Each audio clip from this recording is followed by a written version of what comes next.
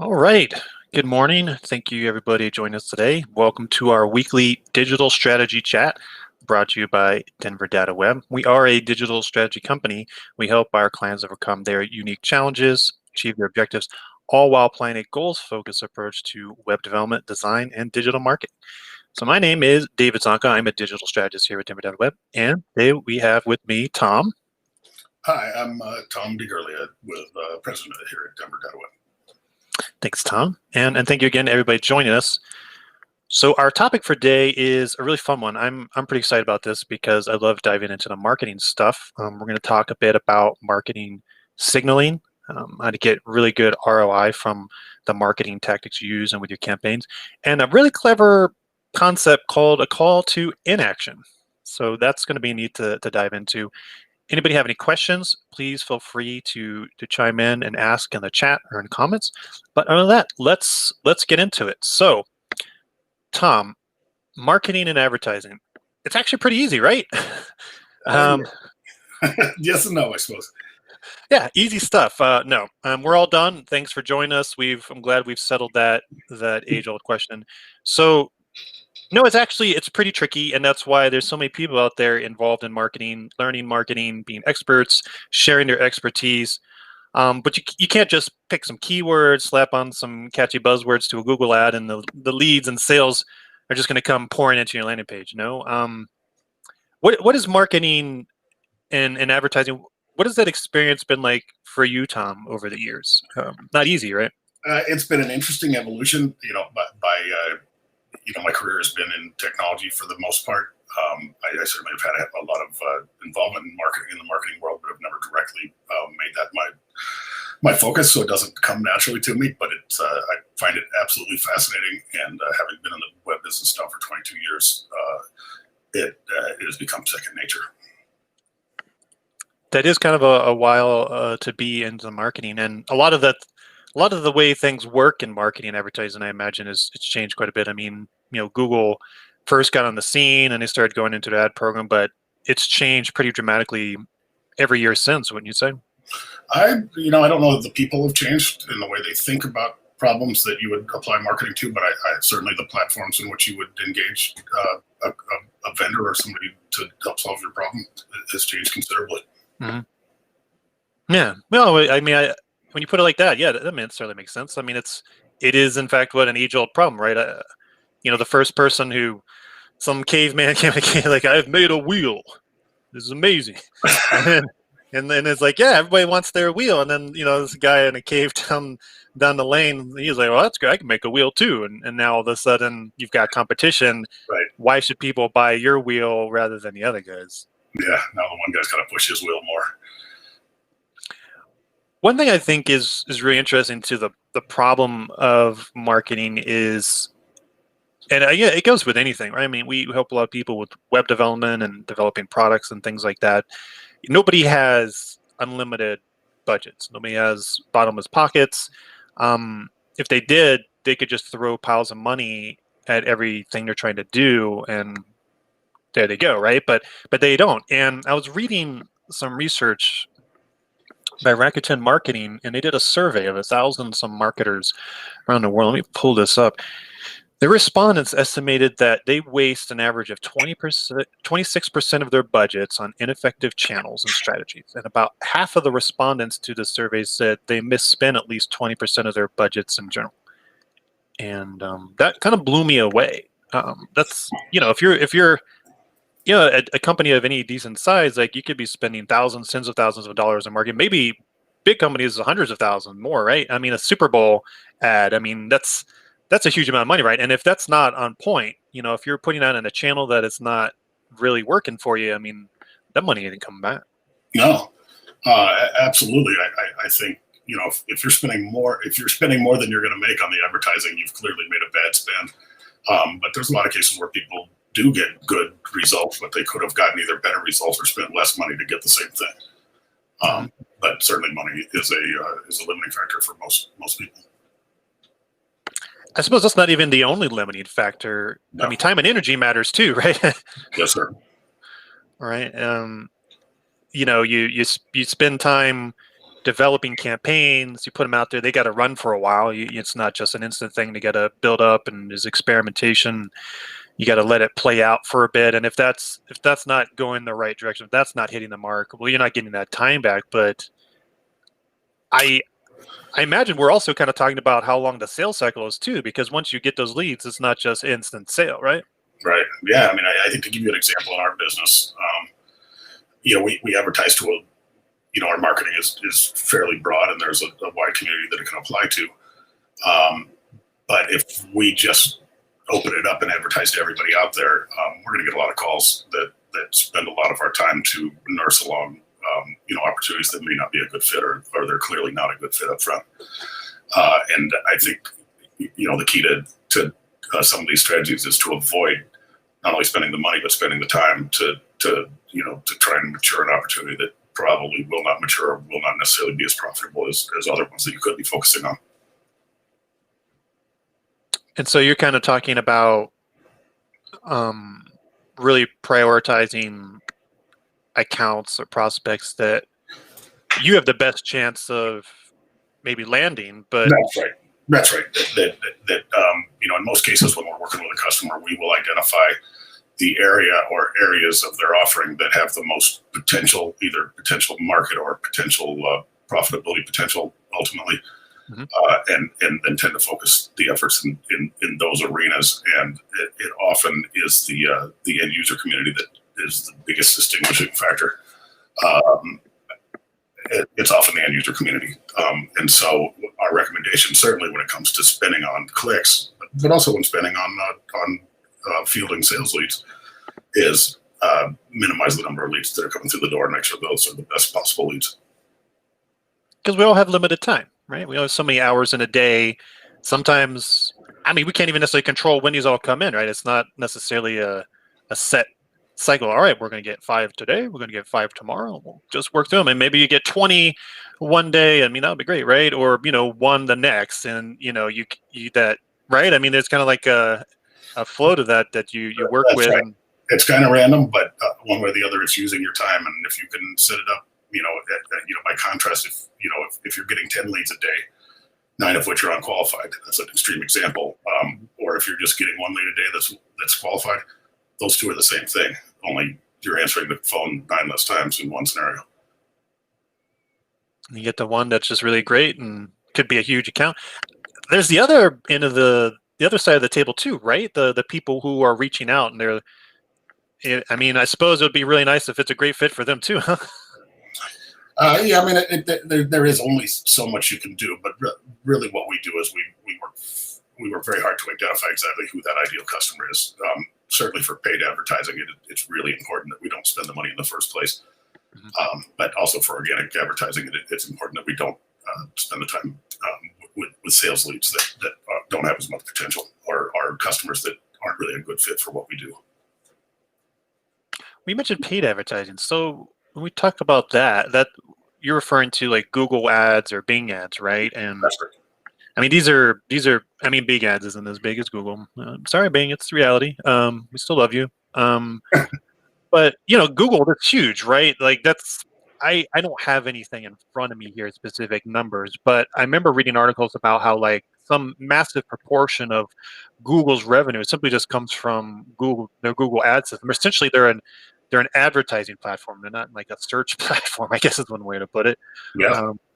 That's where they get all their money, right? So, do they really care if our advertising campaigns and strategy is well aligned? They do care that they are able to aid, people in being more successful, or their platform wouldn't survive.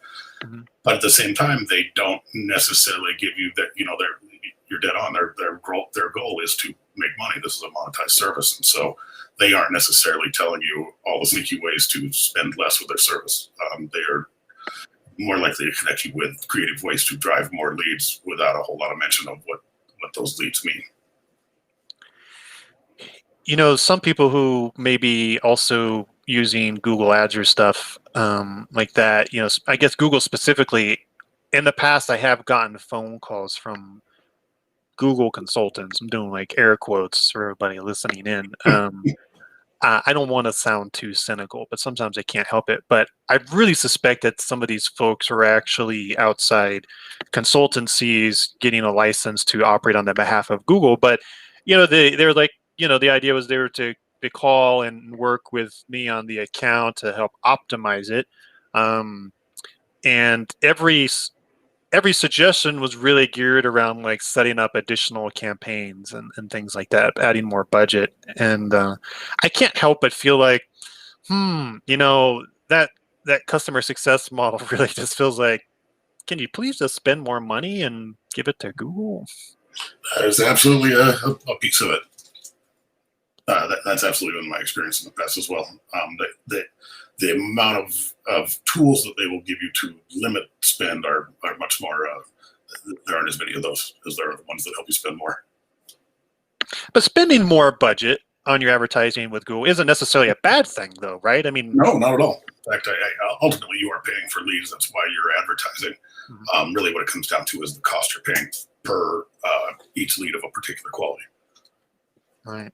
So spending more, not bad, but you really want it to be leading towards people that could actually be a good fit and give you more money to pay for that advertising you just. That's right. That's right. That you're way more likely to get return on that investment if you are investing it in the right people. ROI. Well, that's the name of the game with everything.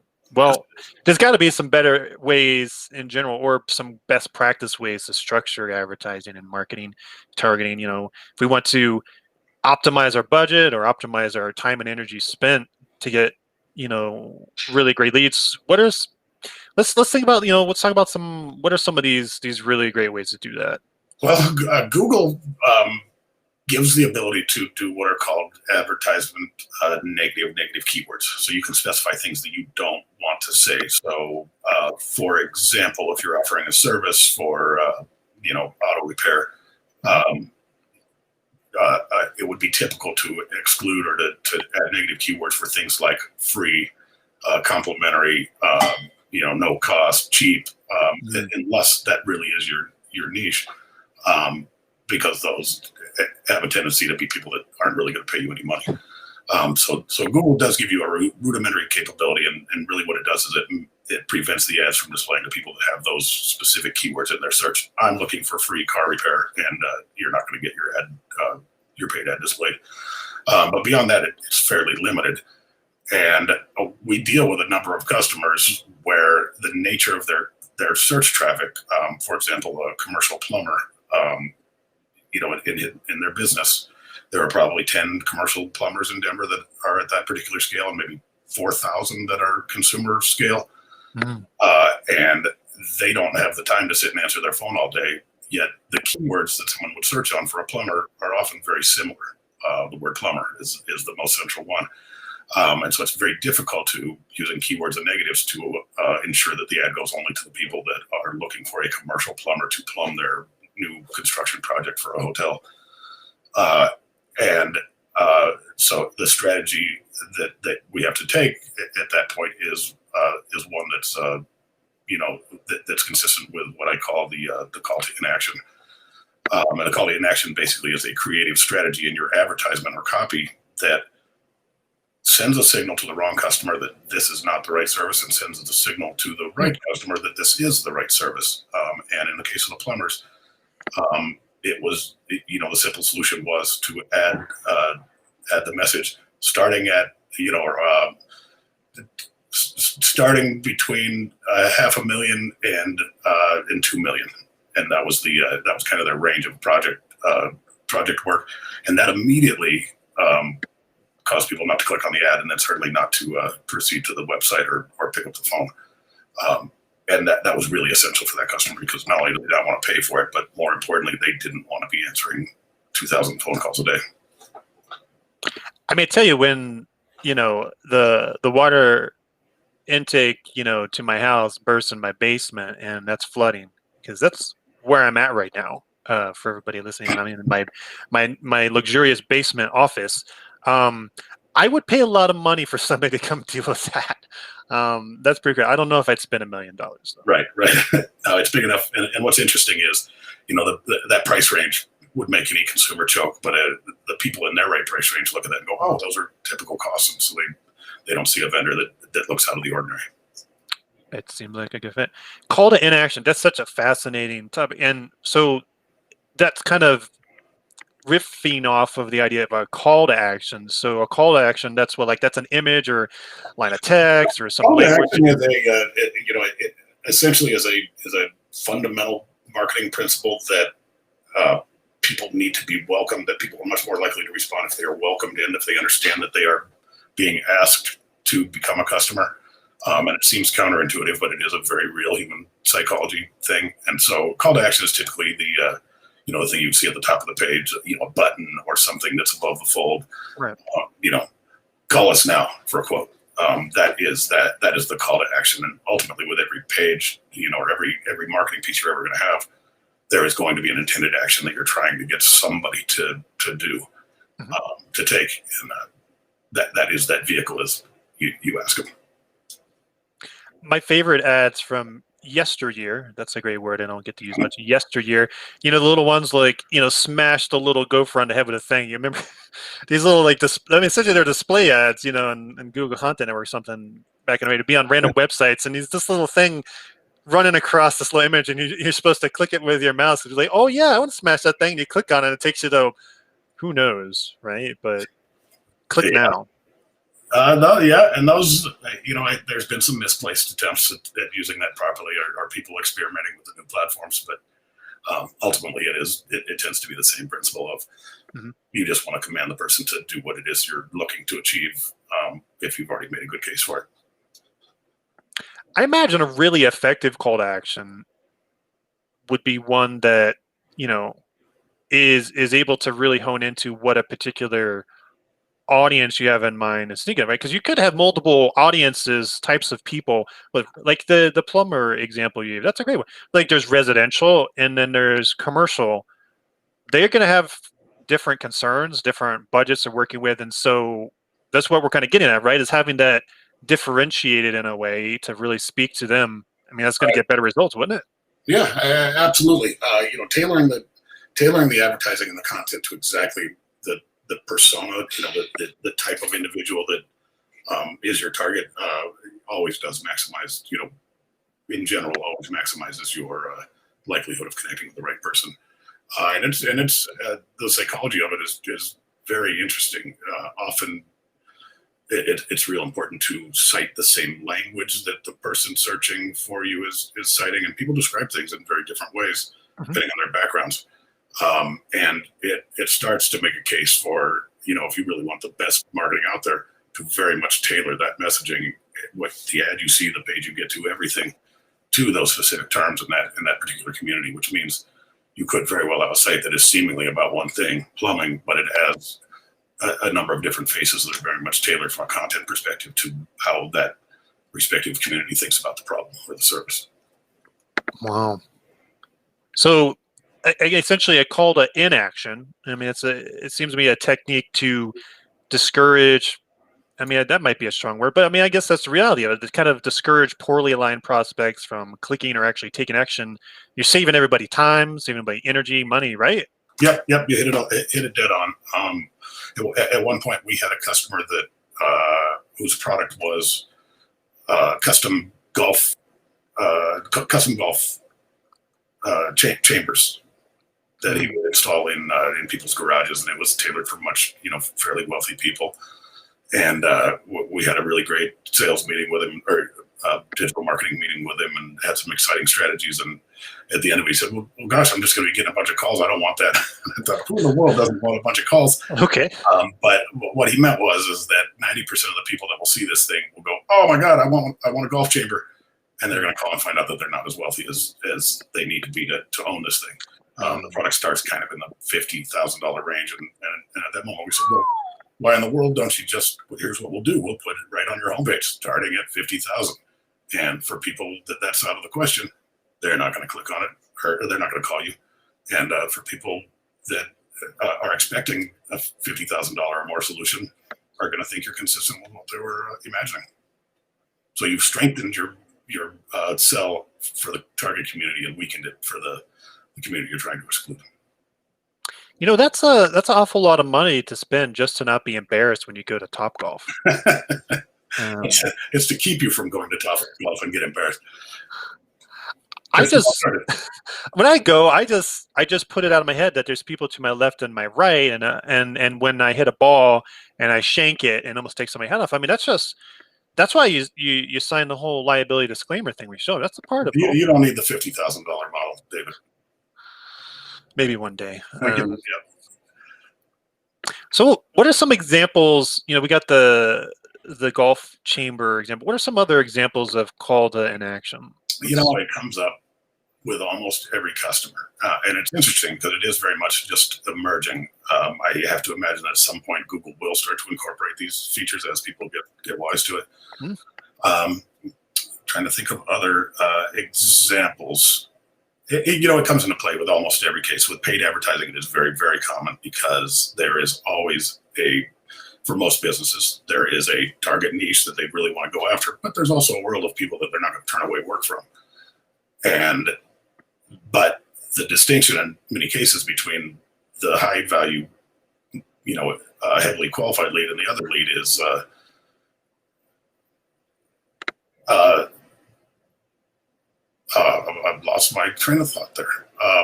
If you're dealing with David, remind me can you ask me the question again? I apologize. Actually, I think we got a little sheet here from brainstorming.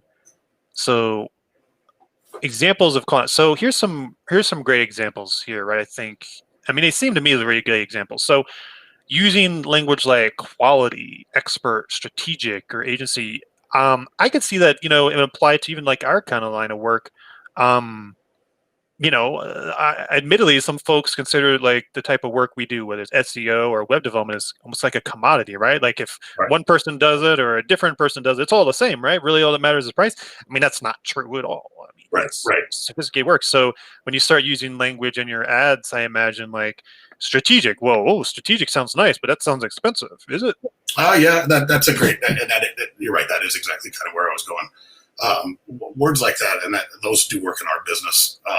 A word like enterprise or strategic or expert, to many people send a signal of, oh, that's going to cost a lot of money, because they know the quality and expertise are but if the marketing is focused on those buzzwords and not on being inexpensive, you can bet what the outcome, what they're trying to sell, something that's expensive but has really great features.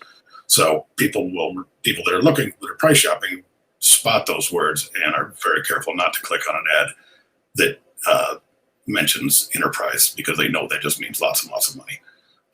In our case, and with enterprise customers, they know they're an enterprise. They know they're more challenging to deal with, and they, also tend to have more budget, for those kind of challenges. So it works out perfect for us to channel in that direction. I don't know if enterprise is more challenging. They're just misunderstood, Tom. They're okay, right? Now everybody's got different types of challenges, right? So at an enterprise level, you're thinking about different things than somebody who's at the local level. Yeah, I mean, That's right. That kind of speaks to a call to action there too, right? I mean, think like that's maybe like our entirely U.S. based team or something like that. No offshoring. Yep, I mean, it's kind of like a value driver if you think about it. Like maybe some people that's the kind of team they want to work with. Exactly right. That's exactly right. So often it is trying to, establish that value driver that is distinct from your competitors, but also will resonate better with the right customers that you have. So call to inaction is a little misleading in that regard. That it is not exactly the opposite of a call to action, which is telling you to do something. We don't physically go, don't call us. We do it in a more roundabout method, in the spirit of marketing, by being positive about it. I mean, we're essentially playing that kid game Red Rover with everybody out there looking at the ads. Like, hey, Red Rover, everybody with a budget above 1,500 to 150K, come on over. Right? Yeah, and those words just don't work. Don't call us, or call us only if you've got 50 grand. Just really feels insensitive. Yeah, it doesn't sound nice. But to describe it from the perspective of of the characteristics of somebody that would have that kind of money is how you would typically do it. Well, these bigger budgets isn't because, hey, we just want to charge more money. There's a lot, somebody operating at a different scale with different needs, where they're at in their business or their market. They might need different types of effort applied to their problem, which takes maybe different types of resources and teams, and that costs potentially more money. Right? Yeah, right. I mean, enterprises are already ready. They know that they've got more stakeholders. They're more complex. They've got more standards that have to be met, and so they tend to go into something needing a higher caliber vendor and knowing they're going to pay more money. And the smaller businesses, that's the opposite of what they want. They don't want to spend more, and they'll do anything they can not to get that person. Yeah. Well, could anybody? I mean, who could really use this sort of technique in their marketing? I think anybody that is called INaction is all about not spending your time or money on leads that are either a losing proposition or taking away from your other customers. Mm-hmm. I think in cases there are certain cases where it isn't appropriate because you're not spending on the ads, and even the low quality leads still have sufficient potential. But if you're spending on those ads, or if you've got a long sales cycle or a lot of human effort that goes into those, mm-hmm. Or you're in a very competitive business, it's really important. You may not have the budget to justify, amping up your bid to compete with other people, mm-hmm. Because you're going to run out of budget to get sufficient clicks. So it gives you another tool to use a modest budget to attain real results, and ultimately to control that budget to use it in the most efficient manner. So even if you are still profiting, it may mean that you could drive in another 5 leads with the savings off of a single good lead if you were using calls to action properly. That sounds good to me. It frees your time and budget to field other customers. Mm-hmm. Work smarter, not harder, right? That sort of thing. Absolutely. Yeah, and who wants to waste money? Me? I don't know. Well, is this a silver bullet to all of your marketing challenges? I mean, no, but it's a very important one. It's a very important one. The one thing that is at times difficult with the call to action strategy is that because Google's not set up for it, it works in opposition to Google's kind of inherent mechanism of determining how successful what they call your quality score, which ultimately adds up to where your ads get placed, how much you pay for the ads. You may very well pay more for a given ad position than a competitor because of your quality score. Mm-hmm. And so that's just very interesting the way it plays out. It presents a different challenge, because if you're telling Google, I want to display this ad to these people, but then you're telling the people in the ad don't click, Google is artificially going to believe that your ad is being poorly received by customers, and that really is not the case. It's being received by a fraction of the community that is being targeted, because there's no sneaky way to target just the piece you need.